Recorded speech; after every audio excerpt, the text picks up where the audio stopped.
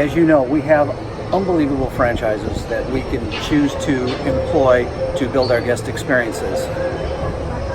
Because 40 years ago, George Lucas created Star Wars, and 30 years ago, we stuck our toe in the water by putting our first attraction here.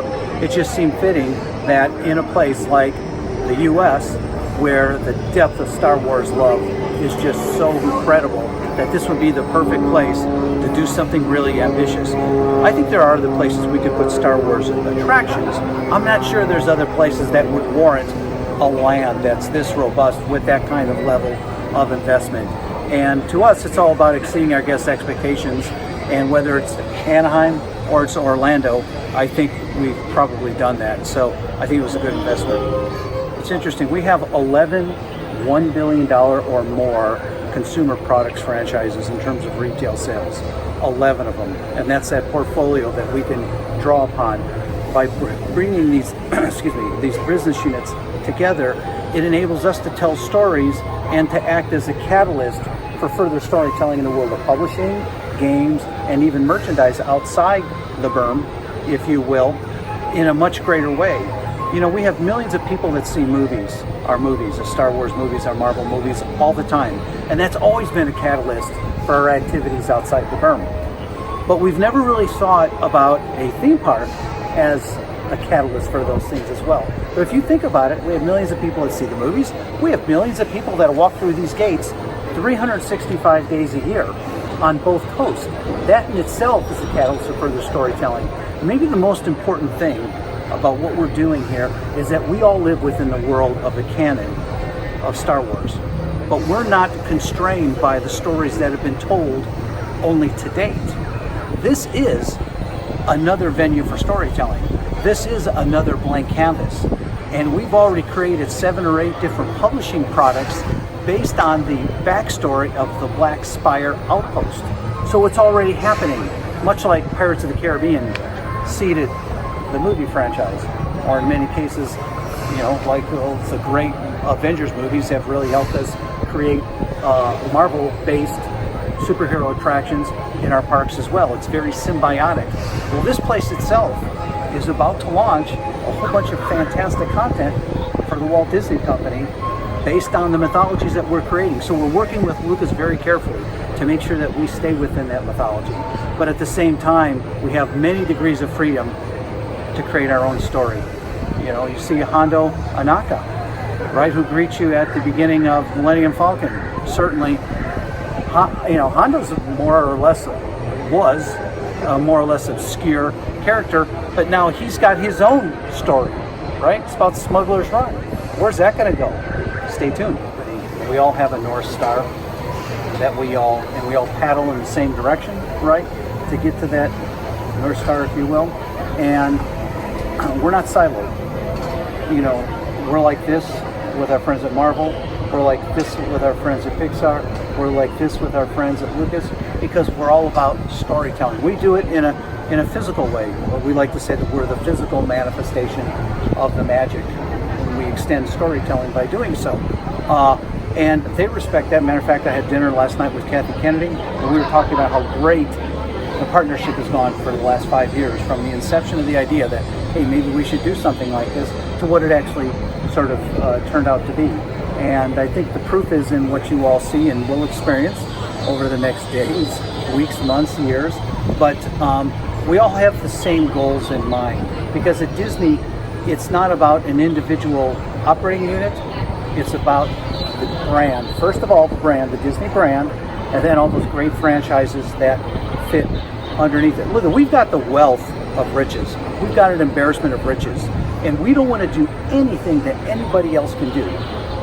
Okay, a lot of times people say, well, why don't you do something? Why does everything have to be franchise oriented?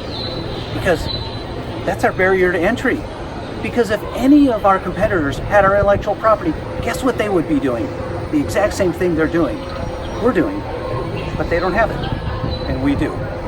So we're going to build it. We're going to sustain it. We're going to create this world where everybody works together to create storytelling across time, across territories, geographies, and across lines of business, to create something that's bigger than any one of those individual pieces. And that's why we have a franchise orientation. And frankly, That's why the Walt Disney Company far and away outperforms all of our peers. We have not done anything on this scale. Certainly we have several Sorens, right? But done over different time frames, certainly not of this magnitude. For our shareholder constituents, there's a benefit there where you design once, build twice. Essentially this land is exactly the same as the one at Hollywood Studios, just essentially turned upside down with 2 entrances rather than 3. So there's obviously some efficiency there. But the other thing it helps us do is that, you know, as we're creating science, as we're innovating, as we're inventing, we don't have to go through those, you know, perils and tribulations twice. We figure it out here, we export it over to Orlando, and that just helps everybody get more Star Wars quicker in a way that's going to be incredibly reliable and in a way that I think is going to really build the franchise again. Smart and fun. Yeah, I'll tell you, it's a dream come true. This place is just amazing, and you know, our guests ultimately, though, it's not about what we think. It's really about what our guests in mass think, and if our demand on our parks is any indication, we've got way more demand than we've got supply. So we're doing something right. You can break down, you know, the facades, the buildings, the food and beverage, the merchandise, the cast. But what it really comes down to is that word, emotion. You really have to touch somebody within their soul that speaks to them, whether it's because of the first time that they saw the movie when they were young or some more recent experience that they've had. But it has to play into that world of theirs. And that's why our marketing tagline for the land is live your own Star Wars adventure, because it really is about striking that chord of emotion. One of my favorite things, it's actually a soft programming thing. It's not an imaginary thing, and it's the cast. Because I don't know if you've figured this out yet, but each cast member was asked to come up with their own backstory, why they're here, what their origin is, what their problem is. So each cast member has created their own story. So that adds yet another dimension, because everything we've talked about so far is really all about the land, right, and the programming of the land. But when you talk to the cast, you get all these different layers. And to me, that's really what takes this. As always, it's always about the cast, right? They take it over the top. The way I look at this land is that it's a canvas, and it's a canvas that we painted, and it's a core. We don't have any specific plans as to where this is going to go, because frankly, we haven't even opened it up. We don't open it up for another, 36 hours. But I think you can see that this could be the core of something really, really spectacular, because our ambition hasn't gone away. Our ambition's only growing. I'm not exactly sure what form that's going to take. I know most immediate the form that it's going to take, and that's Rise of the Resistance, which I again believe will be the greatest attraction that we've ever built. But beyond that, we've got no specific plans, but we have a lot of ambition, a lot of dreams, and plenty of stories to tell.